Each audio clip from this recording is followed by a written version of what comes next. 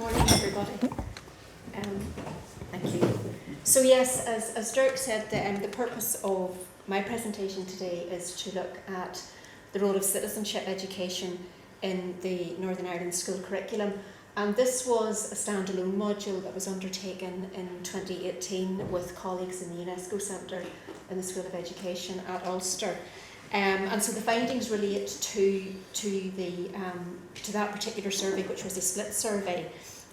But we also did run a parallel module at the same time with the Kids' Life and Times, and we had a bigger cohort of children in that one. But part of the rationale for wanting to undertake the module was colleagues at Ulster working with the Curriculum Council and with some amazing officers who worked across the various education and library boards at the time were pivotal in informing and influencing the introduction of citizenship into the revised Northern Ireland curriculum, and I'll come back to that in a wee minute. And there was a huge amount of expectation around the contribution that citizenship could make to children's learning, to their education, to their understanding of wider society, and the goals that it could achieve. It did turn out that a lot of those hopes were quite aspirational, I suppose, in some ways, because there were it clearly emerged that there was a range of challenges in terms of the status of citizenship, its academic credibility, how it was implemented into the curriculum, how it was delivered as part of the curriculum, and some of those initial hopes, maybe didn't quite reach fulfilment. So the rationale then for wanting to undertake this particular, have I lost my slides? Kind of came at a pivotal point for us, I suppose, because we had undertaken the work around the implementation of the citizenship curriculum. At the point when the module was developed, it was 10-year anniversary since the introduction of the curriculum. But it also, there was a series of other seminal timelines around that time also. At that point, it was 20 years since the signing of the Good Friday Agreement. It had also been, plus a change, 2.5 years since we had a functioning Northern Ireland Assembly, and guess what? 5 years on. And it had also been, interestingly, in 2019, it was 50 years since the voting age had been reduced to 18 years. So there was a lot of sort of reasons combined that made us want to really explore the position and the contribution of citizenship relative to some of those key dates, all of which have impacted and contributed, to greater or lesser extent in young people's political literacy and their conceptions of citizenship. So, just by way of a very brief context, the introduction of citizenship to the Northern Ireland Statutory Curriculum in 2007 to all post-primary schools, it was devised at that time at a time of optimal political change. Its purpose, it was intended to prepare students for life in a post-conflict and increasingly diverse society by helping them essentially to learn how to participate positively in society, how they could influence democratic processes, and how they could also make informed and responsible decisions both as local and global citizens throughout their lives. And for Northern Ireland, the citizenship curriculum is quite unique because although citizenship is traditionally framed around the concept of identity, that was problematic in our locale, and so the citizenship curriculum was very much distinctive in its lack of emphasis on a common nationality, and it focused instead on these 4 key concepts of diversity and inclusion, human rights and social responsibility, equality and social justice, and democracy and active participation. And that subject content, if you like, and those particular lenses were intended to give pupils the opportunity to explore a number of relevant and real-life contexts, and which included the exploration and the discussion of sensitive and/or controversial issues. And part of the, I suppose, the imperative in wanting to ensure that citizenship had a place within the curriculum, and then wanting to explore young people's experience of that, was kind of recognising the role that it has within the wider education discourse. Education, as we know, doesn't exist in a vacuum. It's influenced by and in turn influences those wider social, moral, cultural, ethnic, religious kind of discourses. And part of the role, I suppose, of education is seeing it as having an integral function in creating social cohesion by nurturing what we would like to think of as a politically literate youth. And as a diverse future electorate, young people were undoubtedly seen as that powerful political force whose understanding of and participation in civic life really is key to effecting any kind of future change. However, education and educationists are also mindful that engagement and democratic engagement depends on an educated citizenry, if you like, who are critical thinkers, who are social agents, equipped with the knowledge and the skills and the understanding that they can make informed decisions, that they can discern and unpack information and the accuracy of information, they can challenge social inequalities, but they can also acknowledge and respect alternative viewpoints, cultures, political beliefs and lifestyles. So in this respect, the citizenship curriculum represented a pioneering policy commitment to fostering what we would call bonds and bridges in a post-conflict divided society, and notably within an education system that remained overwhelmingly segregated by religion, by academic ability and by social class.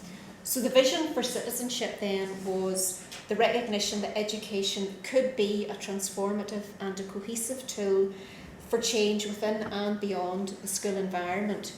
So in this respect, the content of the citizenship curriculum sought to inform but also to challenge young people's understanding of democratic processes, including introducing them to potentially disruptive knowledge in both local and global contexts. So with that understanding of citizenship and the citizenship curriculum, the module itself then wanted to ask a series of questions, to establish young people's experience of citizenship in school, as well as the content that they had covered.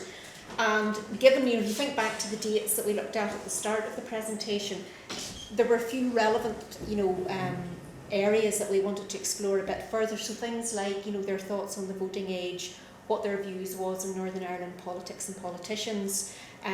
Thinking back to Katie's presentation this morning, there were a few questions around, the Constitution.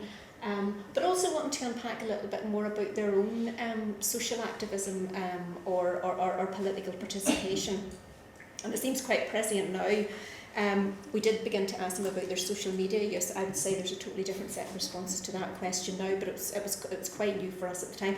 Not only just looking at their social media use, but how did they access information?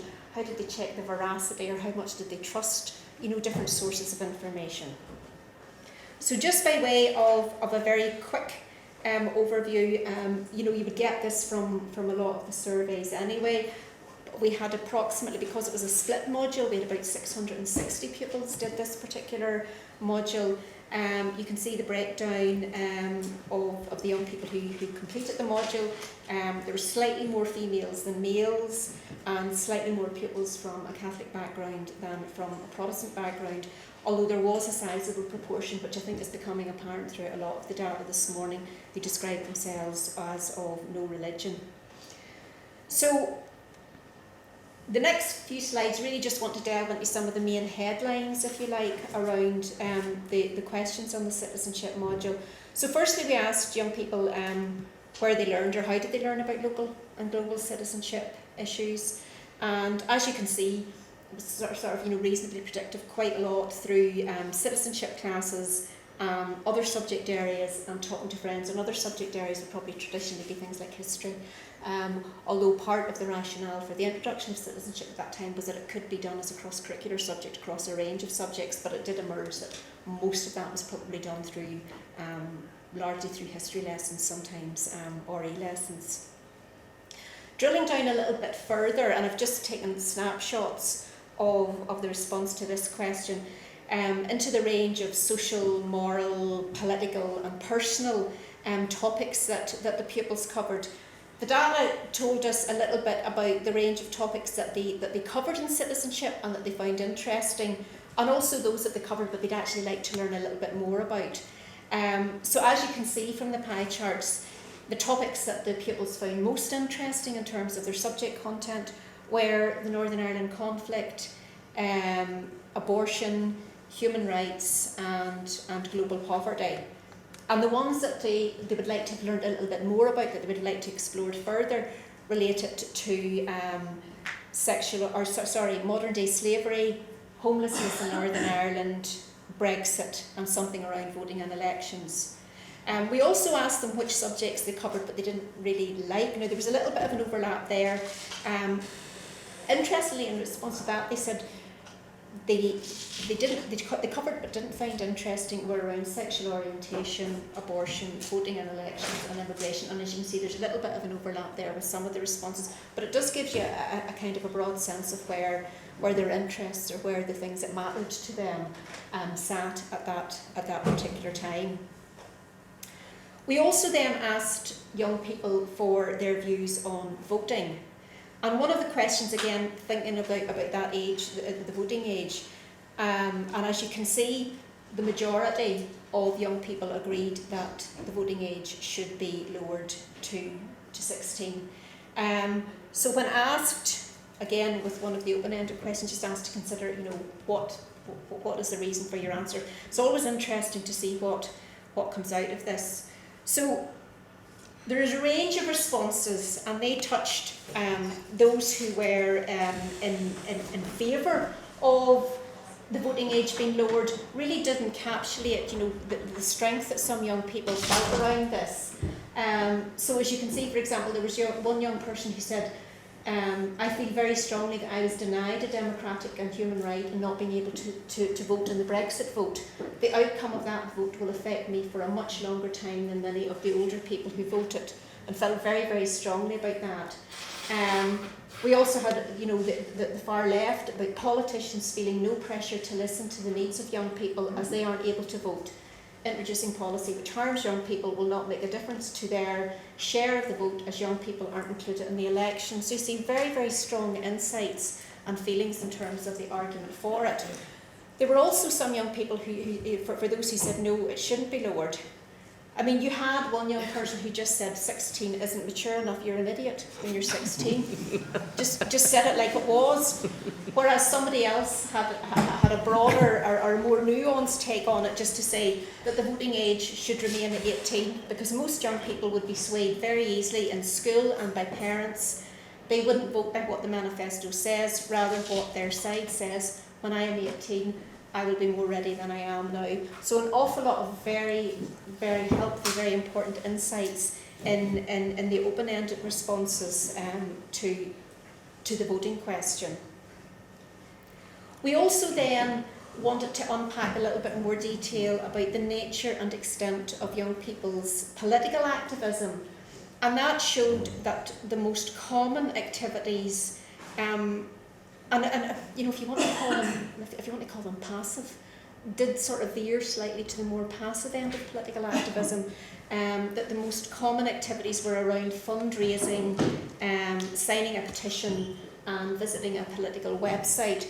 Whereas the least common, if you like, activities were taking part in a demonstration or a march, or taking part in other political activity.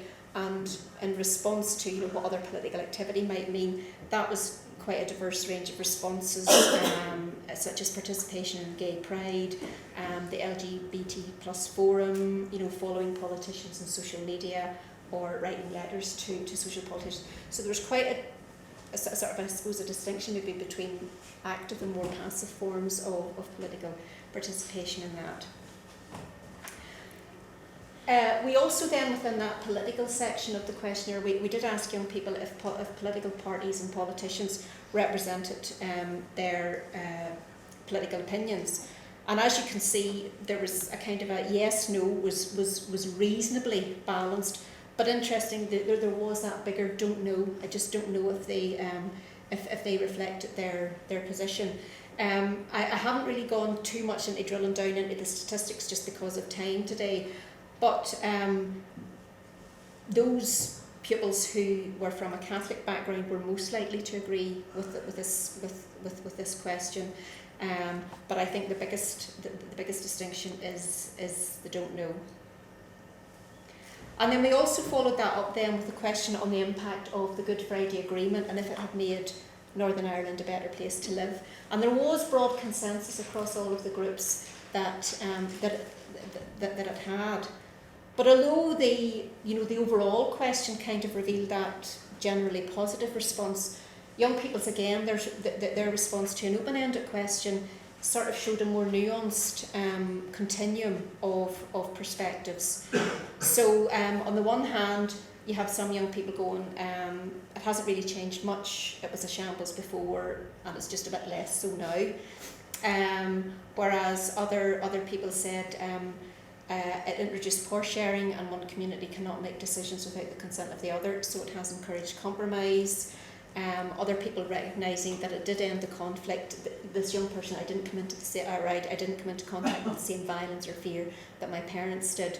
So again, that range of understanding. Somebody also saying, haven't really learned much about it. It would be better if we learned more, as we could then see whether it has made a difference or not and make a more informed decision on it.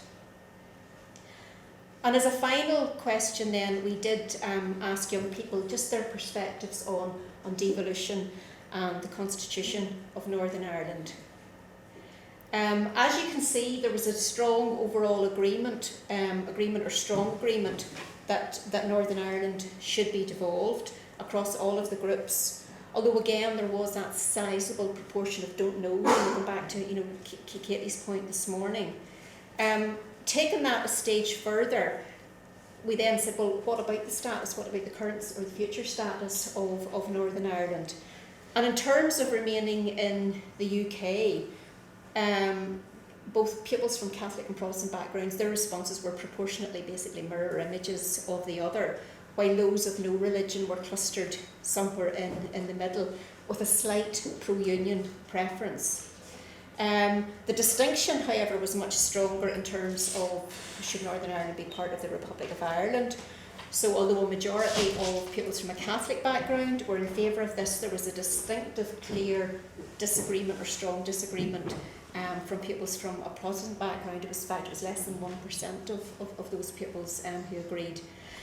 Again, those of no religion were slightly more in agreement with this statement, but again, still generally slightly more pro-union. And finally then, as a third option, it was the possibility of joint sovereignty, and that didn't really engender any kind of majority support amongst any group. And pupils from a Protestant background were slightly more likely to disagree with that. And finally then, we asked young people on their approaches and what they thought of social media, information sharing, their levels of trust. And at the time that this was undertaken, young people were more likely, we asked them, like, would you share news items or current affair items and how often would you do it? And their responses indicated that they were more likely to share news items or current affairs on a weekly basis, followed by a daily basis. And the most common items that they tended to share with each other were community news, global news, political news and public events, whereas sharing news on local politics and things like local election results were much less common. In terms then of the levels of trust, or the levels of how much you trust your sources of information and on news and current affairs, the stronger levels of trust were really directed towards family first, followed by teachers, and then a sort of a range of news channels, whether that was apps, TV or radio, and they enjoyed the stronger levels of trust. And that kind of takes, I suppose, full circle back to today when we think, why citizenship mattered and why it still matters, certainly in educational terms. You could arguably the task of preparing young people to be active citizens in a shared and peaceful society is as important, if not more so, than when the citizenship curriculum was first introduced. In recent years, we have seen how social and political events nationally and internationally have essentially contributed to growing fissures in, what would have been ostensibly stable democracies. And arguably these have sort of nearly fostered the era of surging populism, reactionary extremism, and a certain amount of ideological patriotism. I think, if we look in the news, if we look what's happening, locally and nationally and internationally, it is feasible to say that civic society has become increasingly less trustful about the pace, the accuracy and the accountability of politics. And we've seen this in so many guises, from the Capitol Hill riots, to the outworkings of Brexit, to the COVID-19 inquiry, to the allegations of anti-Semitism.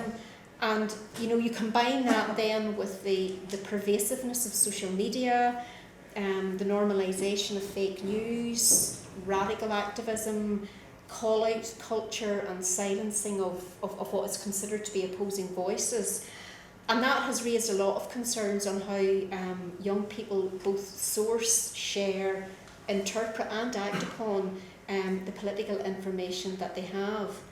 And I don't want to be doom-laden, but you think the consequences of a kind of a disenfranchised civic participation can have an effect on all of society, but arguably that is the biggest impact is on the young people who are essentially on the cusp of being the next generation of electorate. So in this scenario, education undoubtedly has a key role in nurturing students as critical thinkers and responsible social agents. Yet the task of preparing them to be active citizens in our society remains problematic.